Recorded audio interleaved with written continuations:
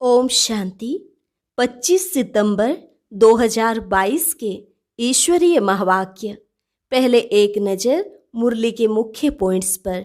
बाप दादा ने कहा, सदा यही स्मृति रहे, मैं बाबा का और बाबा मेरा। यह स्मृति सहज भी है और समर्थ बनाने वाली भी है। ऐसा स्मृति स्वरूप स्नेही बच्चा साकार में तो क्या, स्वप्न में भी कभी असमर्थ नहीं हो सकता। अगर एक मेरे के बजाय दो मेरे हुए तो पता है क्या हो जाएगा? वह मिलन मेला ना रहकर झमेला हो जाएगा। सिवाय एक बाप के अगर संकल्प में भी किसी आत्मा को या प्रकृति के साधन को सहारा बनाया तो उसी सेकंड मन बुद्धि का बाप से किनारा हो जाएगा। फिर बाबा ने कहा, सत्य बाप से किनारा होने के कारण बुद्धि असत्य को सत्य मानने लगती है और उल्टी जजमेंट देने लगती है। लेकिन सदा याद रहे, सत्य और असत्य में विशेष अंतर यही है, असत्य की जीत अल्पकाल की होती है, जबकि सत्यता की हार भले अल्पकाल की हो जाए परंतु जीत सदा काल की होती है। बाबा ने देखा है, दूसरों को चेक करने में तो सब होशियार हो गए हैं, लेकिन अब अपना चेकर बनो और दूसरों का मेकर बनो। और फिर लास्ट में बाबा ने कहा, जैसे बाप ने प्यार का प्रत्यक्ष सबूत बच्चों को दिया है, ऐसे बच्चों को भी सबूत देना है। बाबा ने तुम बच्चों को क्या कहा? जो हो जैसे हो मेरे हो। ऐसे ही बच्चों को कहना चाहिए, जो है वह सब एक बाप ही है। ऐसा नहीं कि थोड़ा थोड़ा और भी कोई हो। और अब सुनते हैं महावाक्यों को विस्तार से।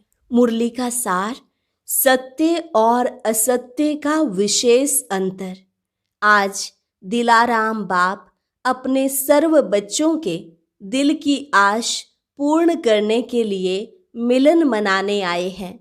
अव्यक्त रूप में तो सदा सर्व बच्चे मिलन मनाते रहते हैं, फिर भी व्यक्त शरीर द्वारा अव्यक्त मिलन मनाने की शुभ आश रखते हैं। इसलिए बाप को भी अव्यक्त से व्यक्त में आना पड़ता है। बाप दादा इस समय चारों ओर देश विदेश के बच्चों को देख रहे हैं। मन से मधुबन में हैं। आप साकार में हो और अनेक बच्चे अव्यक्त रूप से मिलन मना रहे हैं। बाप दादा भी सर्व बच्चों के स्नेह का रिटर्न दे रहे हैं जहां भी हैं, लेकिन याद द्वारा बाप के समीप दिल में है। सबके स्नेह के साज बाप दादा सुन रहे हैं। बाप जानते हैं कि बच्चों के लिए सिवाय बाप के और कोई याद करने वाला है नहीं, और बाप को भी सिवाय बच्चों के और कोई है नहीं। सदा इसी स्मृति में रहते हैं कि मैं बाबा का और बाबा मेरा। यही स्मृति सहज भी है और समर्थ बनाने वाली है। ऐसा स्मृति स्वरूप स्नेही बच्चा साकार में तो क्या, लेकिन स्वप्न में भी कभी असमर्थ हो नहीं सकता। असमर्थ होना अर्थात मेरा बाबा के बजाय कोई और मेरापन आता है। एक मेरा बाबा, यह है मिलन मनाना। अगर एक के बजाय दो मेरा हुआ तो क्या हो जाता? वह है मिलना और वह है झमेला। कई बच्चे समझते हैं बाबा तो मेरा है ही, लेकिन और भी एक दो को मेरा करना ही पड़ता है। कहते हैं और कोई नहीं, सिर्फ एक आधार चाहिए। लेकिन वायदा क्या है? एक बाप दूसरा ना कोई, या एक बाप एक और। भोले बन जाते हो। उस एक में अनेक समाये हुए होते हैं, इसलिए झमेला हो जाता है। इस पुरानी दुनिया में भी ऐसे खिलौने मिलते हैं जो बाहर से एक दिखाई देता है, लेकिन एक में एक होता है। एक खोलते जाओ तो दूसरा निकलेगा, दूसरा खोलेंगे तो तीसरा निकलेगा। यह भी ऐसा ही खिलौना है।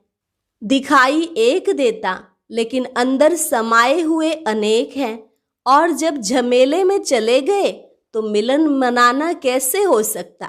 झमेले में ही लगे रहेंगे या मिलन मनाएंगे।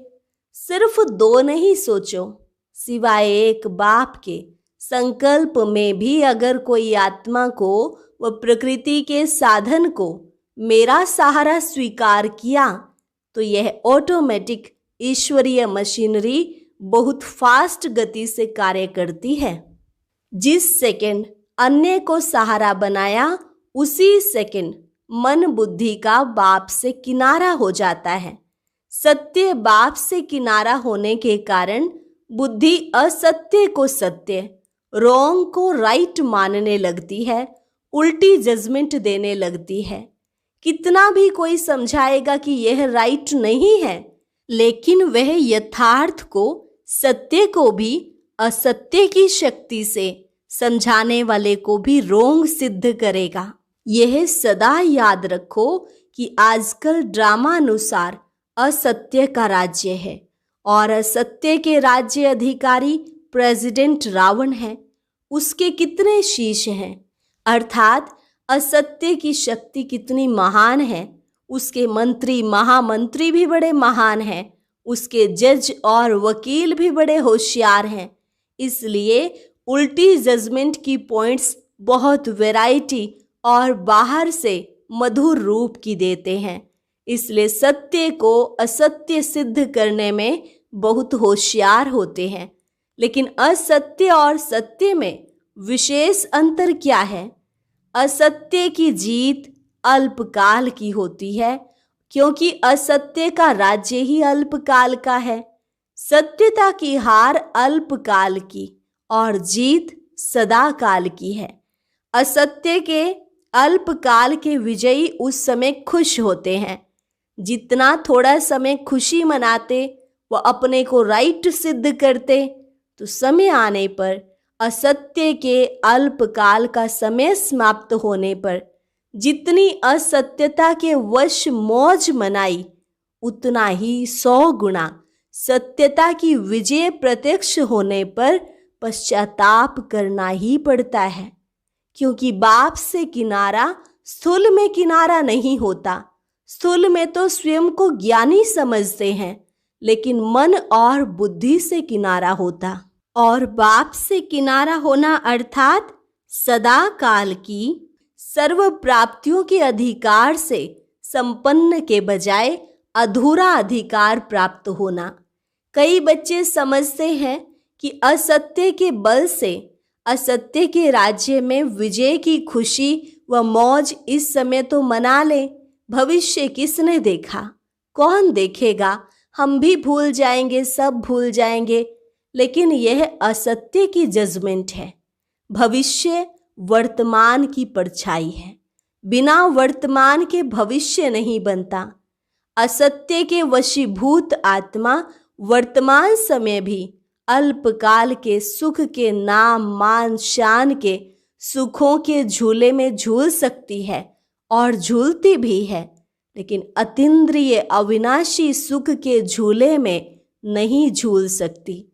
अल्पकाल के शान मान और नाम की मौज मना सकते हैं, लेकिन सर्व आत्माओं के दिल के स्नेह का, दिल की दुआओं का मान नहीं प्राप्त कर सकते। दिखावा मात्र मान पा सकते हैं, लेकिन दिल से मान नहीं पा सकते। अल्पकाल का शान मिलता है, लेकिन बाप से सदा दिल तख्त नशीन का शान अनुभव नहीं कर सकते। असत्य के साथियों द्वारा नाम प्राप्त कर सकते हैं, लेकिन बाप दादा के दिल पर नाम नहीं प्राप्त कर सकते, क्योंकि बाप दादा से किनारा है। भविष्य की बात तो छोड़ो, वह तो अंडरस्टूड है, लेकिन वर्तमान सत्यता और असत्यता की प्राप्ति में कितना अंतर है। एक दूसरा मेरा बनाया अर्थात असत्य का सहारा लिया, कितना झमेला हुआ। कहने में तो कहेंगे और कुछ नहीं, सिर्फ कभी कभी थोड़ा सहारा चाहिए, लेकिन वायदा तोड़ना अर्थात झमेले में पड़ना। क्या ऐसा वायदा किया है एक मेरा बाबा और कभी कभी दूसरा भी अलाउ है। यह लिखा था क्या? चाहे अल्पकाल के नाम मान शान का सहारा लो, चाहे व्यक्ति का लो, चाहे वैभव का लो, जब दूसरा न कोई तो फिर दूसरा कहाँ से आया? यह असत्य के राज्य के झमेले में फंसाने की चतुराइयां हैं। जैसे बाप कहते हैं ना, मैं जो हूँ, जैसा हूँ, वैसा मुझे नंबरवार जानते हैं। ऐसे असत्य के राज्य अधिकारी रावण को भी जो है, जैसा है, वैसे सदा नहीं जानते। कभी भूल जाते हो, कभी जानते हो। राज्य अधिकारी हैं तो यह ताकत कम होगी। चाहे झूठा हो चाहे सच्चा हो, लेकिन राज्य तो है ना। इसलिए अपने को चेक करो, दूसरे को नहीं। आजकल दूसरे को चेक करने में सब होशियार हो गए हैं। बाप दादा कहते हैं अपना चेकर बनो और दूसरे का मेकर बनो। लेकिन करते क्या हो? दूसरे का चेकर बन जाते हो और बातें बनाने में मेकर बन जाते हो।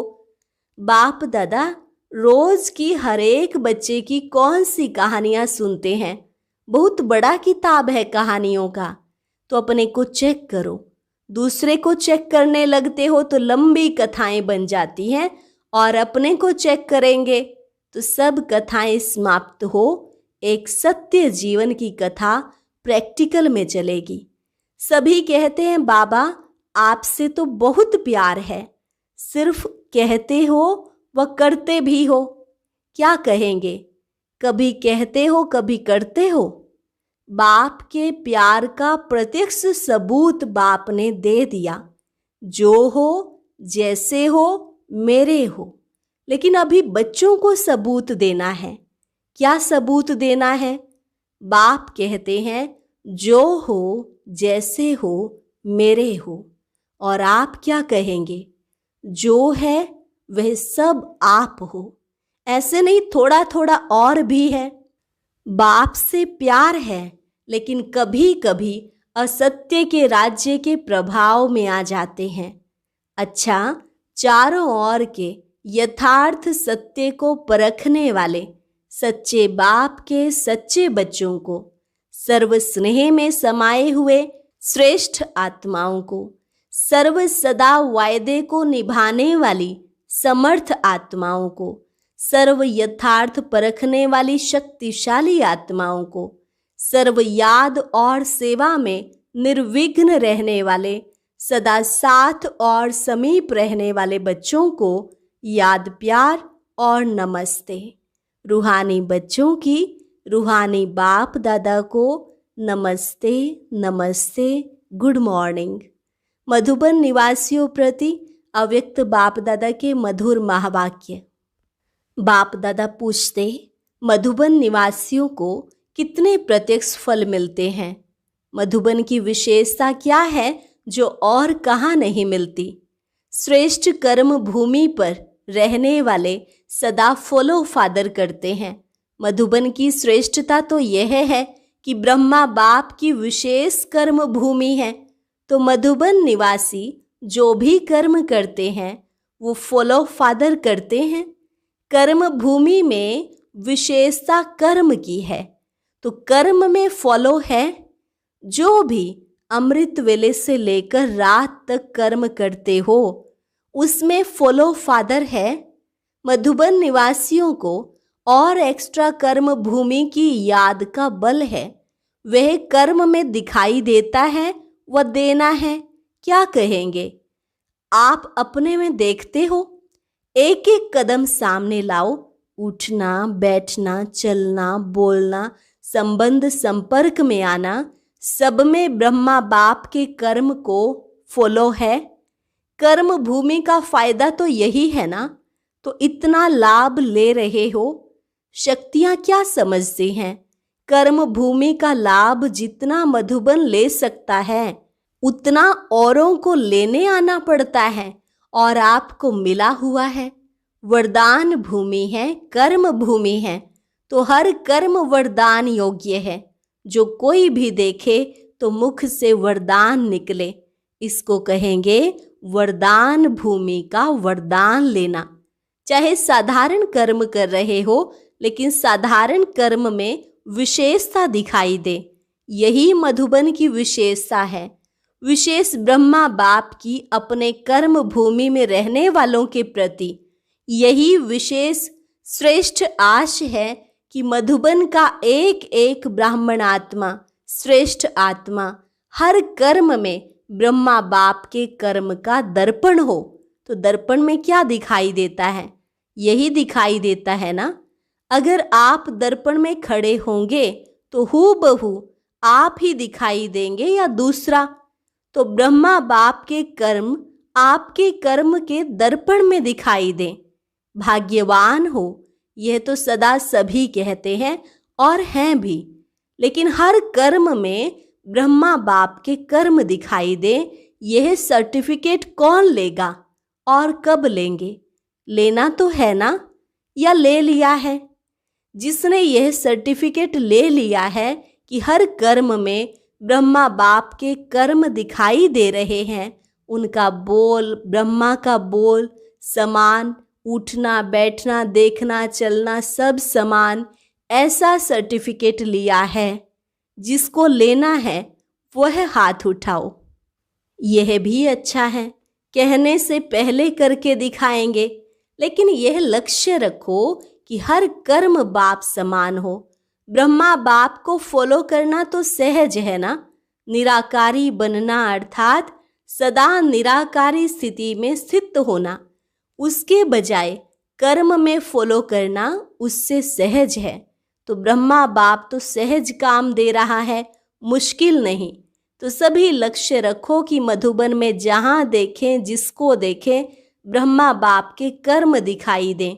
कर्म में सर्वव्यापी ब्रह्मा कर सकते हो, जहाँ देखें ब्रह्मा समान हो सकता है ना। मधुबन की महिमा अर्थात मधुबन निवासियों की महिमा, मधुबन की दीवारों की महिमा नहीं है, मधुबन निवासियों की महिमा है। मधुबन की महिमा चारों ओर से रोज सुनते हो ना। मधुबन निवासियों की महिमा जो होती है वह किसकी है? आप सबकी है ना। नशा तो रहता है कि हम मधुबन निवासी हैं। जैसे यह नशा है वैसे यह भी नशा प्रत्यक्ष दिखाई दे कि यह ब्रह्मा बाप के समान फॉलो फादर करने वाले हैं। अच्छा, सभी संतुष्ट हो? कुछ सल्वेशन चाहिए? सल्वेशन की भूमि में बैठे हो, कितने बेफिक्र बैठे हो। शरीर की मेहनत करते हो और तो सब बना बनाया मिलता है। जो शरीर की मेहनत नहीं करते हैं उनको एक्सरसाइज की मेहनत कराते हैं। आप तो लकी हो ना जो एक्सरसाइज नहीं करना पड़े, हाथ पांव चलते रहे। जितना जो हार्ड वर्क कठिन परिश्रम करता है उतना वह सेफ है, माया से भी और शरीर की व्याधियों से भी। बुद्धि तो बिजी रहती है ना, और फालतू तो कुछ नहीं चलेगा। तो जो सदा बिजी रहते हैं वे बहुत लकी हैं। इसलिए अपने को फ्री नहीं करना। चलो बहुत समय कर लिया, अब फ्री हो जाएं। बिजी रहना खुश नसीब की निशानी है। खुश नसीब होना, अपने को सदा बिजी रखना। अच्छा, अभी बाप दादा को करके दिखाना, समझा? ब्रह्मा बाप की विशेषता सूरत में क्या देखी? गंभीरता के चिन्ह भी और मुस्कुराहट भी। गंभीरता अर्थात अंतर्मुखता और साथ साथ रमणीकता। अंतर्मुखी की निशानी सदा सागर के तले में खोए हुए गंभीर मूर्त, मनन चिंतन करने वाला चेहरा, और फिर रमणीक अर्थात मुस्कुराता हुआ चेहरा। तो दोनों ही लक्षण सूरत में देखे ना। ऐसे आपकी सूरत भी ब्रह्मा बाप के कॉपी स्वरूप हो। सूरत और सीरत से ब्रह्मा बाप दिखाई दे, क्योंकि ब्रह्मा बाप का सेवा स्थान कर्म भूमि तो मधुबन है ना। तो इस भूमि के रहने वालों द्वारा वही कर्म सेवा प्रत्यक्ष होनी चाहिए। इसी आशा के दीपक को सदा जगाओ। ब्रह्मा बाप की आप बच्चों प्रति यही आश है। अब ऐसी दीपावली मनाओ। बाप दादा की इस एक आशा का दीपक जगाओ। जब हरेक यह दीपक जगाएगा तो दीपमाला तो हो ही जाएगी ना।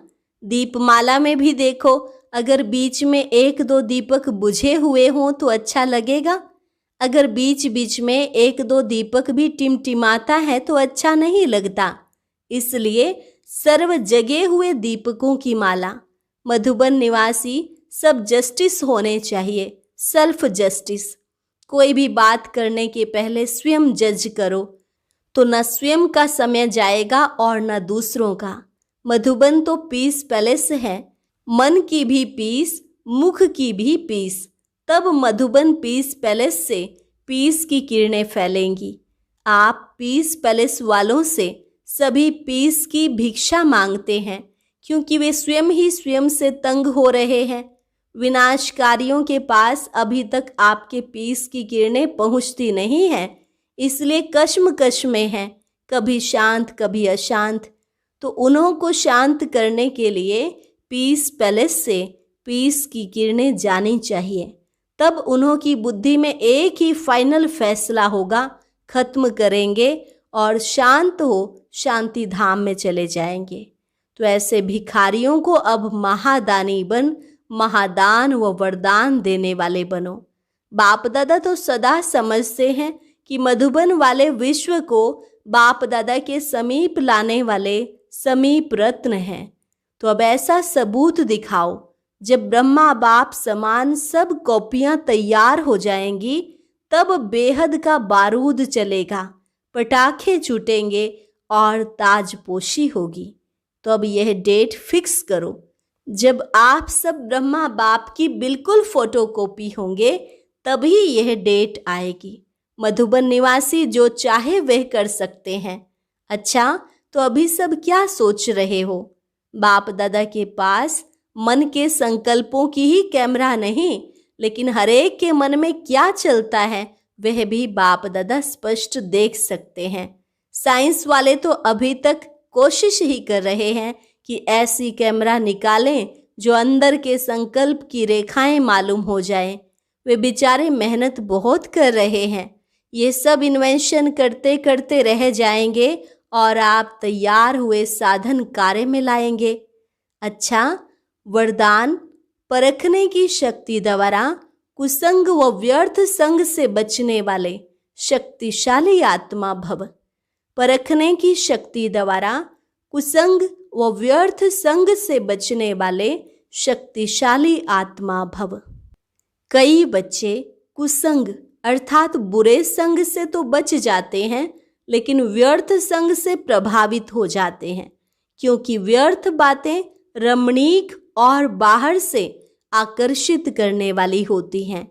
इसलिए बाप दादा की शिक्षा है, न व्यर्थ सुनो, न व्यर्थ बोलो, न व्यर्थ करो, न व्यर्थ देखो, न व्यर्थ सोचो।